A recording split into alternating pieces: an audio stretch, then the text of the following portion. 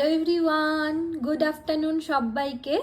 আবারও আমি চলে এসেছি দুপুরের মেনু নিয়ে। তো চলো আজকে আমার মেনুতে কি কি আছে সেটাই তোমাদের সাথে শেয়ার করে ফেলি। প্রথমেই আছে গরম গরম ভাত, তার সাথে আছে এক টুকরো গন্ধরাজ লেবু। তারপরে চলো দেখি আর কি আছে। এখানে আছে ডাঁটা শাক ভাজা। অনেক দিন বাদে জানো তো ডাঁটা শাক ভাজা খাচ্ছি, আমি ভীষণ ভালো খাই এই শাকটা। তার সাথে এখানে করেছি পটল আর আলু দিয়ে কাতলা মাছের ঝোল।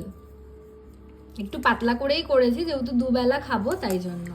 লম্বা লম্বা করে পটল দিয়েছি আর আলু দিয়েছি।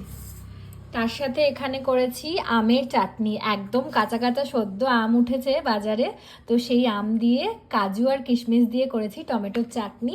তার সাথে নতুন একটা আইটেম এখন থেকে ভাবছি প্রত্যেক দিনের খাবারের সাথেই রাখবো, সেটা হচ্ছে রায়তা। এখানে শসা আছে, শসাটা গ্রেট করেছি, তার সাথে পেঁয়াজ দিয়ে এই রায়তা। তো এই হলো আজকের আমার মেনু। কেমন লাগে